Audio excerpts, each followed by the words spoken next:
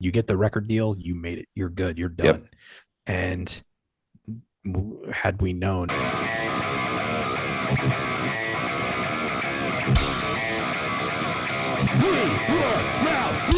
Dude, how's it going, man? nice, it's going. Hey, have I know it's not new metal, but it's actually a really fun story. Do you follow the All American Rejects at all? No, I do Do not. you remember them? I do remember them. I guess I didn't even realize that they were still a thing. That's sad, They're but they're blowing up again, and they're doing these like pop up shows like okay. in all these random places, and they're like going viral on social media. Oh, And good. it's actually rad. So they were just doing it kind of at random for a while, and they finally decided to um, kind of make it a thing and just book a whole tour that way. Oh, And neat. they're allowing you to like submit your house as a potential venue for their tour, like it's a house Wow. party kind of thing. And I'm like, oh my god, that's awesome, I love that. Heck Here's yeah. all of my information, call me. Nice. So I actually applied to for my backyard to be a venue for Heck yeah, them. dude. That'd be sweet. Wouldn't that be awesome? I'm That like, would be what a awesome. cool idea. I'm used to getting the police called on me, whenever I play a show in my Yep. backyard or in my garage. That's happened. But I just thought that was the coolest thing, and I had to tell you about it. That's cool, man. Yeah, good for them, dude. That's a good idea. That's Like awesome. there's all these videos and TikToks and reels, they're playing a bowling alley, and then like word spreads and it's just like this massive crowd, Right. bowling alley, some kid's patio, where he's playing the song and they walk up behind him and everybody loses their mind. It's Nice. it's a rabbit hole, but it's a really cool one. But it kind of speaks to kind of the power that music has, I think. And Sure. when again, and I can't say enough about live music, how important it is and how much of you know a connection and energy that exists around it. So I just Yep. had to tell you about it. And I Agreed. was really excited at the potential of having a massive party in my backyard. That's awesome. It will ruin my backyard, but that's okay. Hey, that's all right. It'll be worth You it know, though. who needs grass? Yeah, stupid. You just gotta I mow don't. it. It sucks.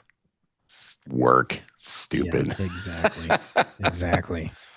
So, but anyhow, Anyhow, so, so, kind of the theme that we've been rolling on, is we're kind of talking about different albums, different new metal albums from way back when that were important, to us in a certain capacity, and then providing a little bit of context because, again, I think that's kind of important. So kind of wanted to keep that train rolling today with the band Skrape, New Killer America, which is one of my favorite records from this time period. It's my favorite record of all time, to be perfectly honest with is it really? you. It is. Yeah. Learned something new today. Yeah. It's I don't know.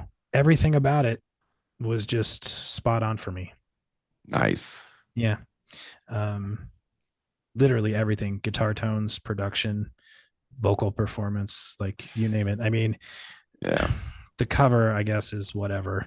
I was gonna say that's about the only But part of the cover about the thing I don't like about the album I don't like about but it. you know what's hilarious about this? This is one of the executives from the record label. See, I remember hearing that. Yeah. Yeah, I Yeah. remember hearing that.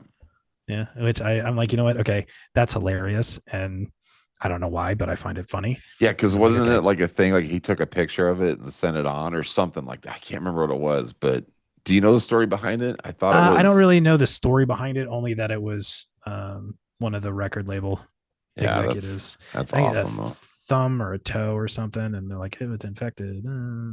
You know, It's it's like, gross. okay, that's kind of the theme of the record. Yeah, Um, but yeah, it's one of my all-time favorites for sure. It's one that I will actively seek out and listen to in the age of streaming. nice. Yeah.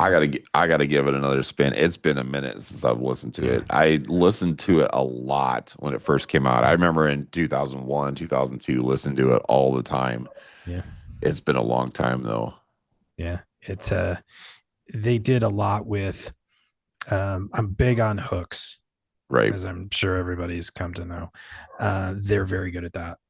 but they're one of these bands that was incredibly tight, and they really knew what they were doing. And I think I figured out why, as we kind of get into a lot of the context and backstory on the record. But the production is crystal clear. The performances are spectacular, whether it's instrumentation or vocal. But a little bit of background on kind of how they got to this point to even make this record. This was their debut record, under the name Skrape, and on a major label. So Will Hunt, who's the drummer, he was. Have you ever heard of a band called Stuck Mojo? Oh yeah. Yep. He was the touring drummer for Stuck Mojo before he Nice. was in Skrape, and so he had a lot of industry contacts. Of course, once you're kind of in the loop, you're in the loop, and he came back to Orlando, where they're all from, and started Skrape with some folks, and they hardly played any shows. They only did a handful of shows. Oh really? Okay. And he shopped a 7-song demo, which I also found on YouTube. It's Nice. spectacular. But they were called JoJo at that Okay. point. They weren't called Scrape yet. They were called JoJo. And yeah, Will shopped the record, and there was interest from RCA, and showcase, bang, signed. That's awesome. Yeah, And again, it sounds so easy. yeah, exactly. Well, I know. Yeah, right.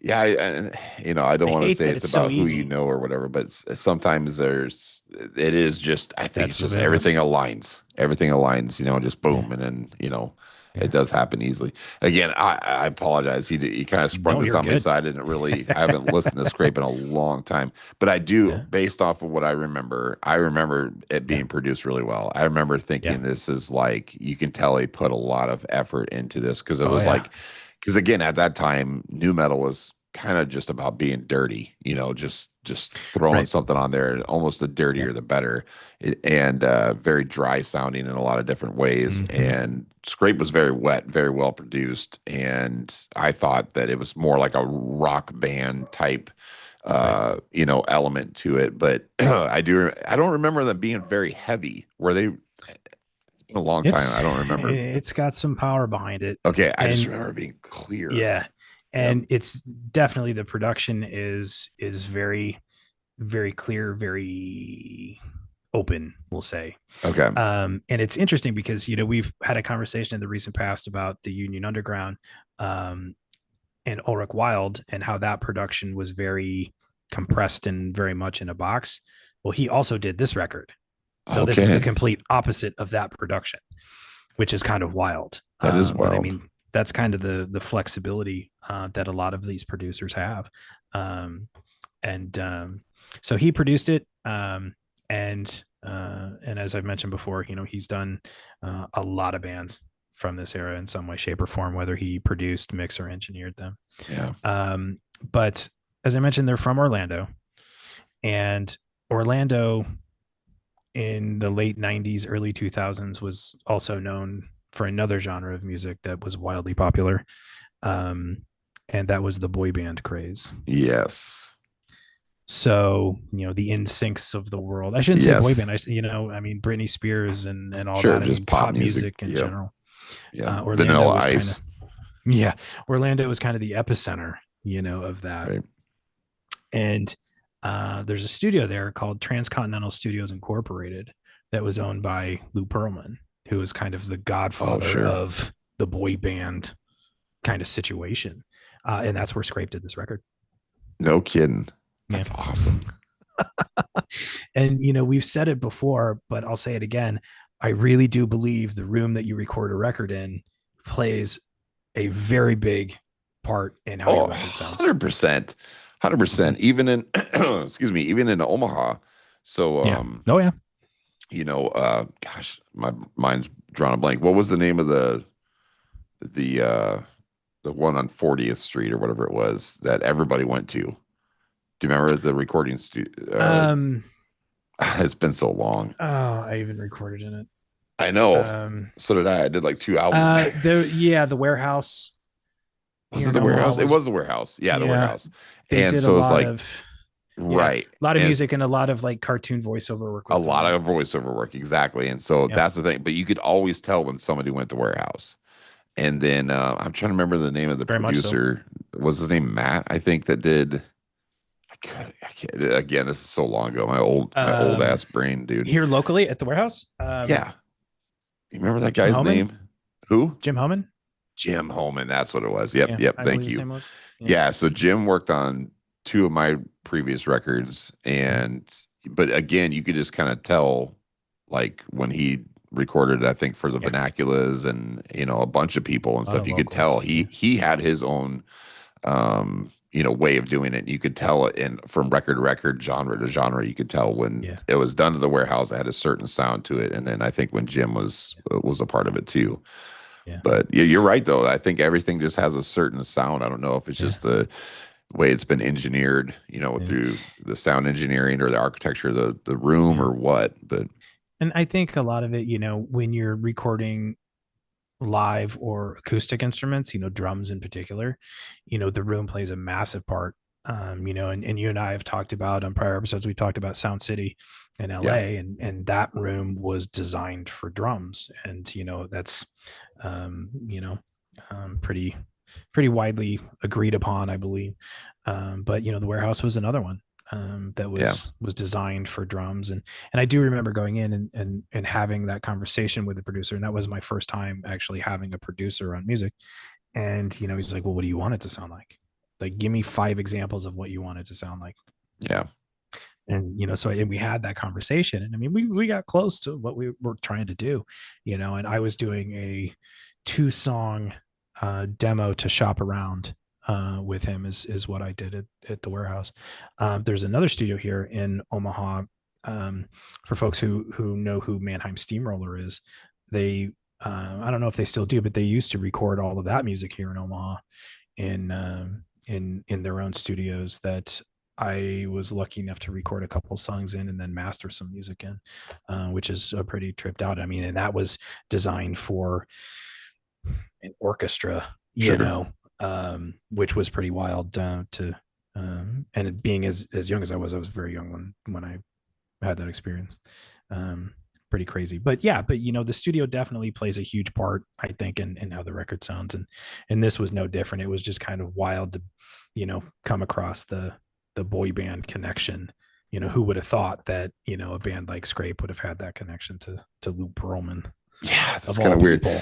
But that stuff happens all the time though. I mean, when you think about excuse me, man, I got something in my throat. But when you hear about you know, like Rick Rubin, for example, like I would have never thought anyways that he would have got into the metal side of things.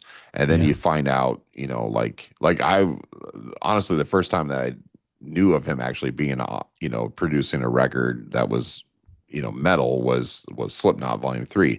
But yeah, obviously he was on a bunch before. And it's like, really, I had no idea. But I think, um, a producer is a producer. And one thing yeah, that I learned from sitting in a studio for months at a time, is that a producer is there to bring the best out of the band that's in there or yeah, the yeah. musician or whatever. And it doesn't matter what genre they are. And a really good producer, like I said, really doesn't matter what genre they are. Right. And, I think, you know, uh, the producer that we worked with on our record, I'll just say, I was in there. I think I went into the studio just to kind of hang out and stuff and hang out with Mhm. him and I think we ended up working on some side stuff together and he had a punk band in there and they were laying it down really good and when I say punk band I'll not punk like what we knew punk but more of that was definitely when like the pop punk stuff was going coming out and it was good and it Yeah, but I was kind of like making some comments and stuff because I was so deep in the metal at the time I was making some disparaging comments and stuff and then he was like what are you talking about these guys rock and I'm like what are you talking about I was like this is garbage but it was actually really good but the thing is yeah, but when I it's different this when you're recording even a demo compared to the mixed song yeah, when you lay it down it is gone over at least 200 times, and Yeah. it sounds way different with the end product and stuff. And so hearing those guys kind of jam out and stuff, I was like, this is kind of, garbage and everything. But then like when it was done and he was done producing it and stuff, it was a very, very well done record. Yeah. And again, great producer. He was good at what he did, and he was able to see, like any good producer could, see the best of the elements of that band and actually make it into something. Yeah. And I don't know, that's kind of Yeah. cool. It is. And, I think a lot of people don't really understand what a record producer does. And, I think that, I think you hit it on the head. They're there to kind of bring out the best performance in the Right. people involved. And oftentimes that's easier said than done.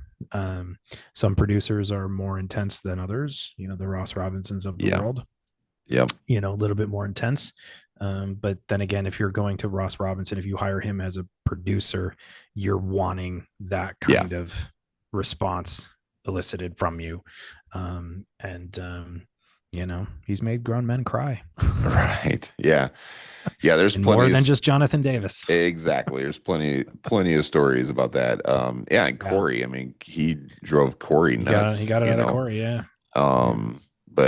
but again, he knew what he was doing, and he had his Yeah. style of doing it and stuff. And I Yeah. think that was probably the hardest thing for Slipknot, I think, is when they went from Ross Robinson, where he was pulling that out of them, to go into Rick Rubin, where Rick was, Right. is basically, he's just high, Yeah. he's Yeah. just so chill. Yeah.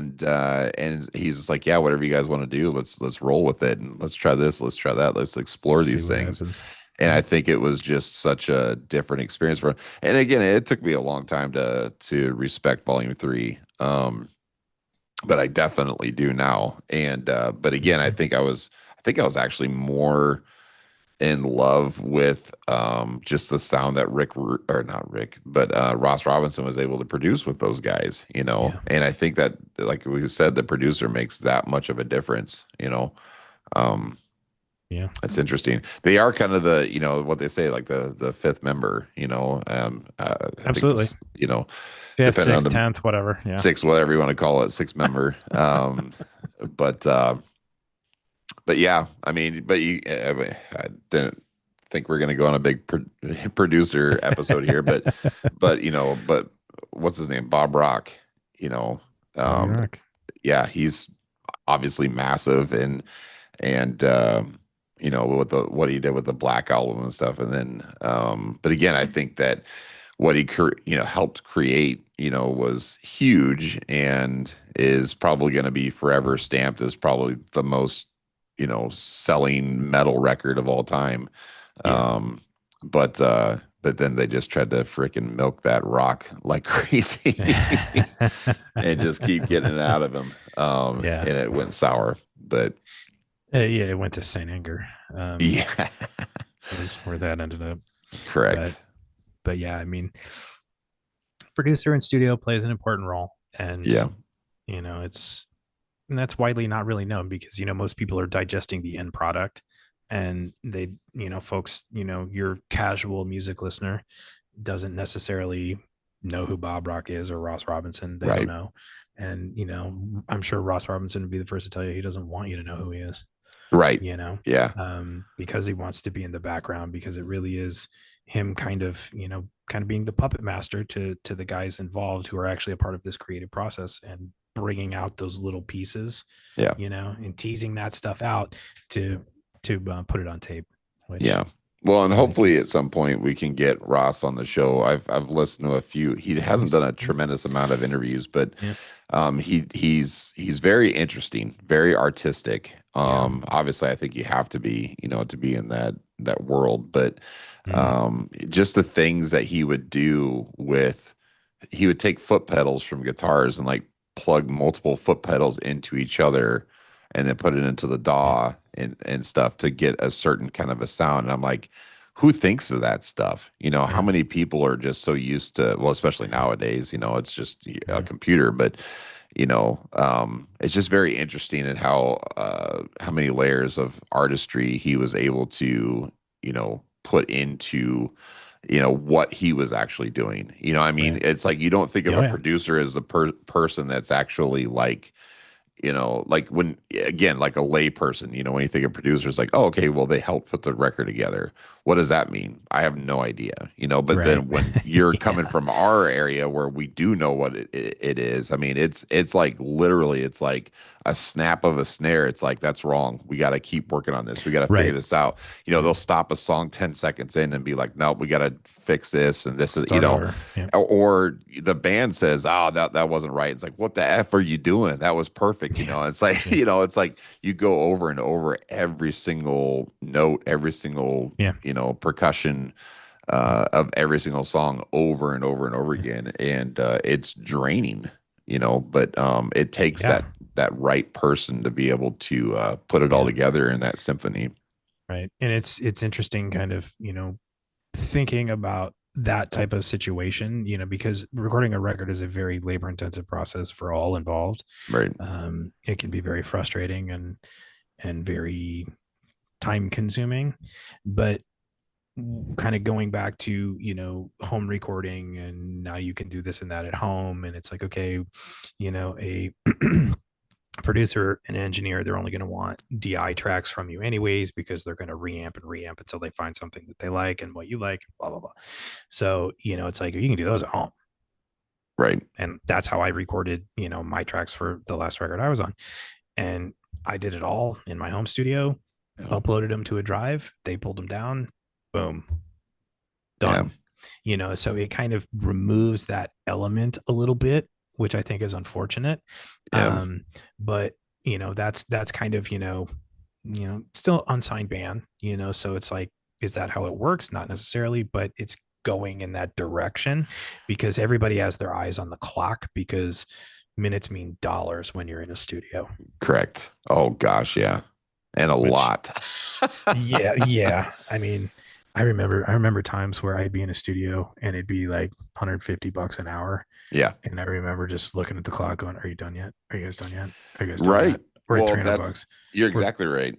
Because you like know, with warehouse, even like we're when I did my 450. two, yeah, when I did my two records at warehouse, it was literally I think I came in with like 2,500 bucks. And it was like, here, I need to put an album down. This is all the money I got. And it's like, okay, let's do it. And it was like we did it all in like a day and a half.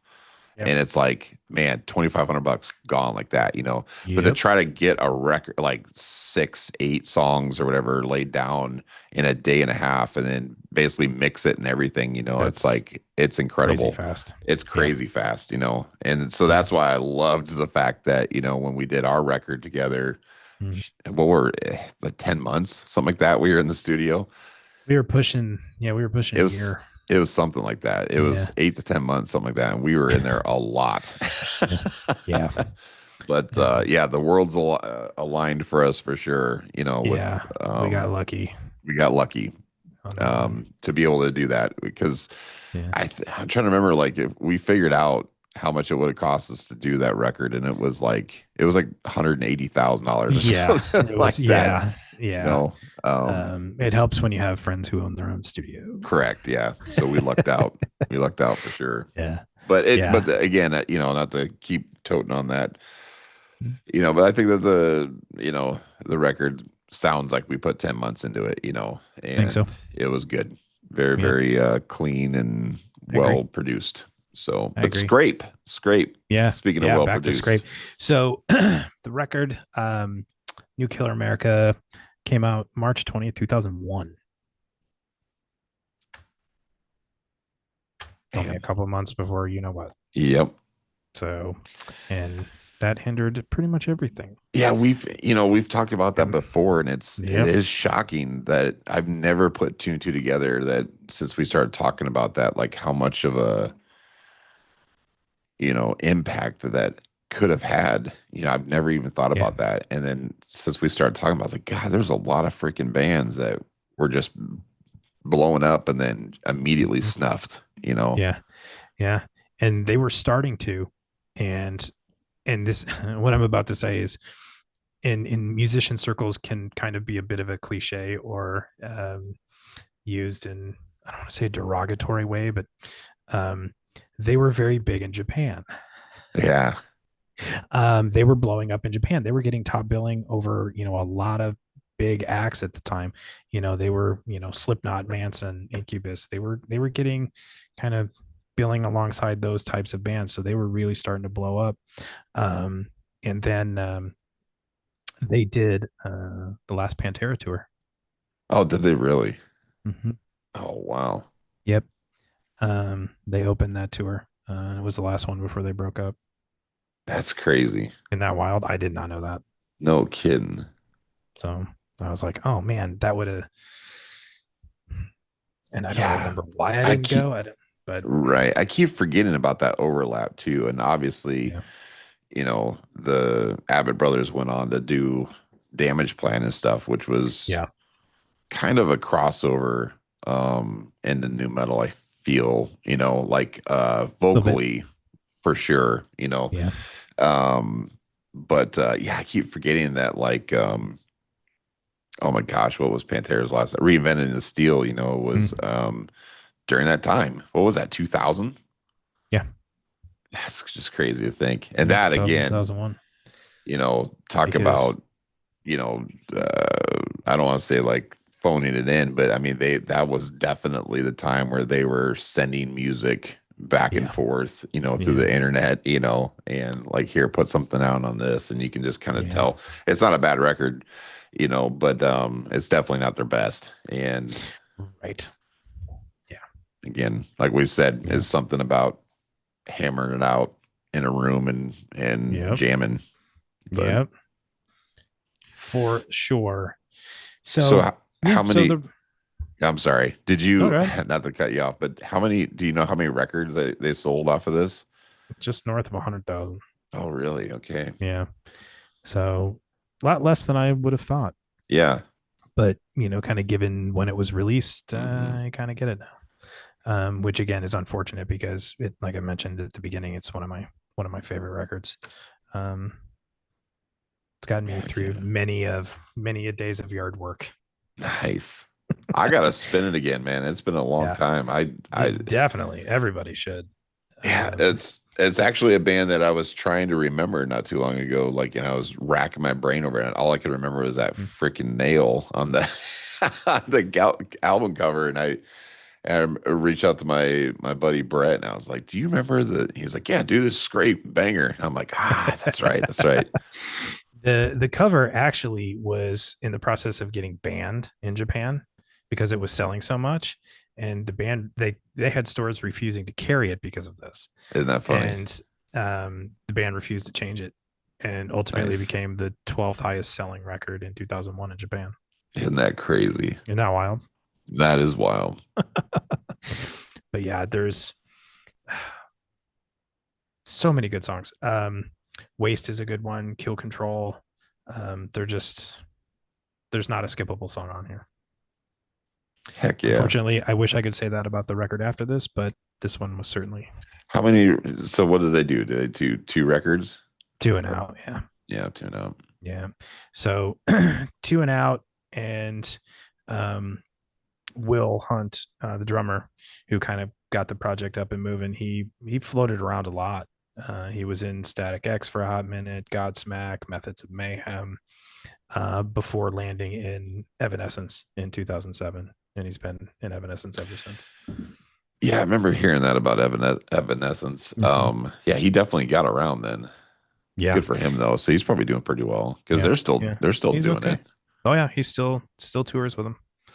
Um, and then Billy, the singer, and this was a weird connection, and I did not know this. So he played in a band with Greg and Matt from Mudvayne called Audiotopsy. Oh, I Do you remember remember that. Audio? Yes. That Yep. was Billy from Scrape on vocals, Nice. Okay. right? Holy crap. I didn't know Yeah, that. I had to go back and listen to it. I'm like, yep, that's him. That's awesome. I was like, oh, because I'm like, where did that guy land? Because he was a tremendous vocalist, Yes. Yep. tremendous. And when I found that, I was like, okay. And then, of course, they went back to Mudvayne. You Yep. know, um, projects either on hold or done. Who knows? Sure. Yeah. Um, The rest of the guys, there's not a whole lot on them out there. I did find one of the guitar players was selling the Marshall head that he recorded this album with on Facebook. And I mean, and it was a post from like 6 years ago. I was Yeah. like, oh, I would have absolutely 1 Yeah. million % would have bought it. So That's if you're awesome. listening and you still have it, Yeah. Let DM us me. know. You got a DM me. buyer. Yeah. Yeah. That's crazy. Yeah. And it's like that, that kind of thing too. It's like, you see these guys, these musicians who are selling pieces of gear like, oh, I played this on this tour, or I recorded this with, this piece of gear. I'm like, oh my God, like mind blowing. Like I have to have Right. it.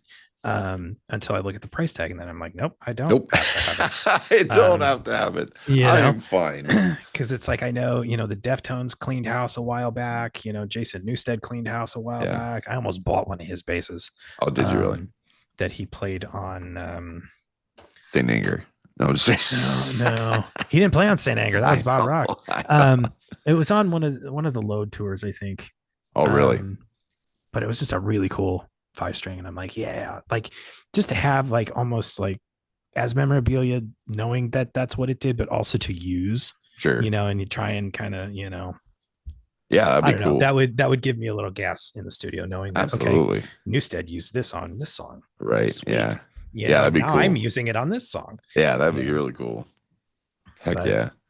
Yeah, because if you money was no option, right. No, I hear you. obstacle. Yeah, because when you were playing guitar, obviously you still play guitar, but probably just in your own on your own time right now, right? But I'm trying to remember Yeah, you were what head were you using you at the time? Because you I think when I started, I think you're using a PV, right? And then or was it Marshall? And then you no, it went to was something PB. that was it PV? Yeah, I thought it was PV. Yeah, I And then you were using something that lit up blue, yeah and it was like some yeah. new. I thought it was going to be like a revolution in guitar technology, and it was a massive failure. Yeah. So I was playing a PV Supreme 160, which I have another fun story here. I'll tell in a second about that. Okay. I sold that, and I bought. It was a Gens Benz El Diablo, That's what it was. Gensben's. and Yeah. the front it had. Now keep in mind this was 2004 Four. Yeah. ish. So like LED lights were not readily available. You couldn't just Right. go to Yeah. Home Depot and buy a string of them. But this had like blue LEDs like all inside of it. And I'm like, that is so cool. That's gonna look so It was awesome on wicked stage. cool. Yeah. And turned it on. I remember being in the guitar store with our bass player, and he's like, "Yeah, that sounds awesome." And I'm like, "Sweet." So I, scraped, no pun intended, for as much money as I could find and get my hands on, and bought it. And yeah, I used that for quite some time. Yeah. Yeah. Actually, I just remember we were calling it the gender bender. yeah, So the yeah, Jens it Benz. had a name. Yeah, it But was no, it was given a cool name. though, and it matched our aesthetic, because we had all the blue neon on stage and Yeah, everything like we that. did a lot So with blue it was cool, and it visually. had a good sound Yeah. to it.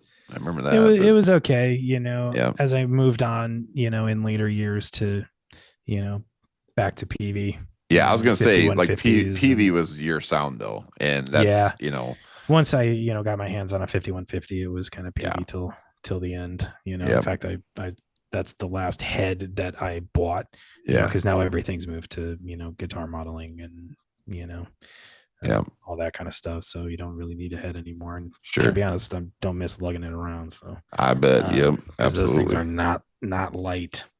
But yeah, so I found that Marshall head that I used, and I'm like, oh, that would have been so cool. I should send him a message.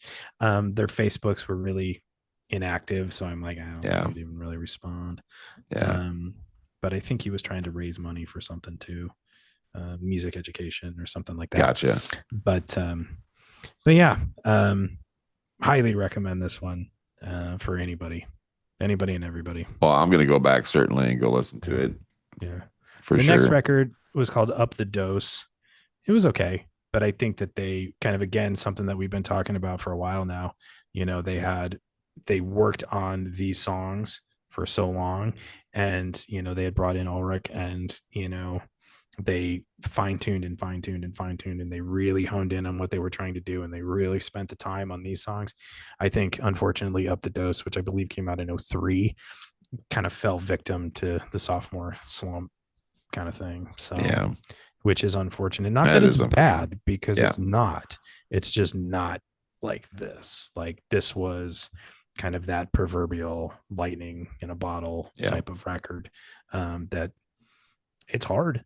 It's hard Yeah. as a musician to compete with yourself like that, because that's who you're competing with, yourself. Right. Yourself, which is tough. Yeah. Yeah, you're not Well, competing with especially anybody else. correct. And you have a different pressure, because Yeah, it's yeah, one thing that you have the pressure of, are we going to make it? Are we going to get to a place right. where I can live my dream or whatever you want to say?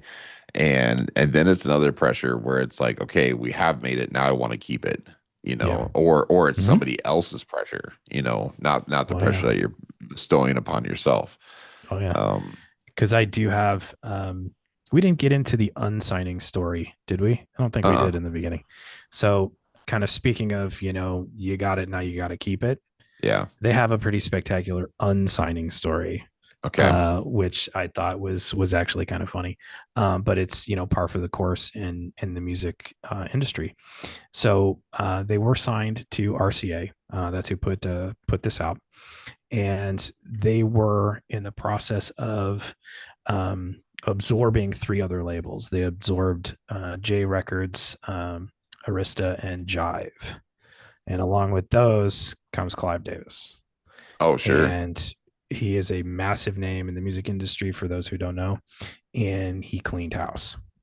So when you get discovered by somebody, that somebody is typically an A&R guy, an Yeah. artist and repertoire guy Yeah. for a label. So Skrape naturally had one. Well, Clive comes in and cuts a bunch of them loose. Mm, Short to follow, they cut all the bands that were associated with those A&R people loose as well. And Will kind of told them all what he thought of them and the scenario. And if you feel like Googling his response to that, it's out there. nice. Blabbermouth, the PRP, something like that. But it was definitely entertaining. But there's a lot of common sentiment regarding Jive within kind of this genre, because they went through a pretty big signing push. Head PE has a lot to say about Jive, Mm, and a lot of other folks. So, but I mean, that's par for the course. You're absolutely correct. When you get there, you got to stay there, yeah. and it takes a lot of work to stay there. And Right. you know, not to get into Head PE too much, but Head PE was coming off a very intense first record, Yeah. probably again one of the better records to come out of the whole genre. But the second one was really good too, Yeah. Yeah. and and that kind of goes into something else we were chatting about, I think, offline. But it's when bands re-record some of their older material, they're doing so because the labels are holding that earlier material hostage, and that's what Jive is doing with Head PE, because Yeah. Head PE still owes them money for those records. Gosh, that's crazy. Isn't that just like, oh my god, Yeah, that blows my mind, man. 25 Especially years later. right, and especially in today's time where it's like, you know, there's so many people who are doing it now without a label, you know. And Yeah. so it's like the labels are like just grabbing on anything that they possibly can just to hold steady and gosh, you think that they'd be willing to, I don't know, Yeah. like work something out to like try to uh make that money back in a more lucrative way than just holding that, Holding over it their head. hostage. Yeah. Yeah, that's And crazy. it's a shame. And again, kind of something we were talking about on an earlier episode, when you revisit older material, either live or in the studio, as a vocalist, your voice is going Oh to have yeah. gone through a Mhm. natural kind of progression, and it's going to sound different. So when Head PE re-recorded the song Bartender off their second record, it sounded way different, Yeah, dramatically different. And being a huge fan of that band, of course I'm partial to the original recording, but I sure. understand why they did it, Yeah. because Jive was holding it hostage. And they've been very vocal about it as well. Yeah. But it all kind of points back to Clive Davis, unfortunately. That's that's the gross part. I mean, there's so many That's the gross biz. parts. That's the Yeah, that's business what I'm gonna say. part. There's so many gross parts about the music business, and that's It can get sleazy it. It definitely does.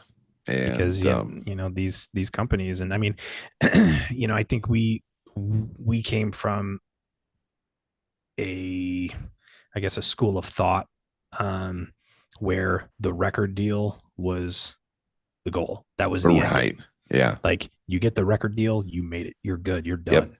And had we known, you know what I mean? Yeah. But in the early 2000s, that was the only way to really do anything. Trying to, self-produce and distribute your own material was very Yeah. difficult. It There was. was no Spotify, there was no Yeah. YouTube, there was no none of that. So it's like you had to press physical copies, call record stores, and Right. beg them to stock it for you. Exactly. And like I was saying, earlier, it's like, you come in with $2,500 and you think, Yeah, which is probably, $7,500 today's money, and it's like, yeah, okay, you're adjusted. basically taking that and you're gone in a day and a half. And it's like, oh my goodness, very, very Mm-hmm. expensive. But that's just the recording. And then, like you said, you got to Yep. press it, you got to, put the artwork behind it, you got to do everything. And then Yeah. it's like, then it's like, okay, so I got the hard part done of actually putting this together. Now now I got to get Yeah. people to buy it, and Mm-hmm. then so a lot of times you're just giving it away, just to try Yeah. to get some sort of oomph behind it.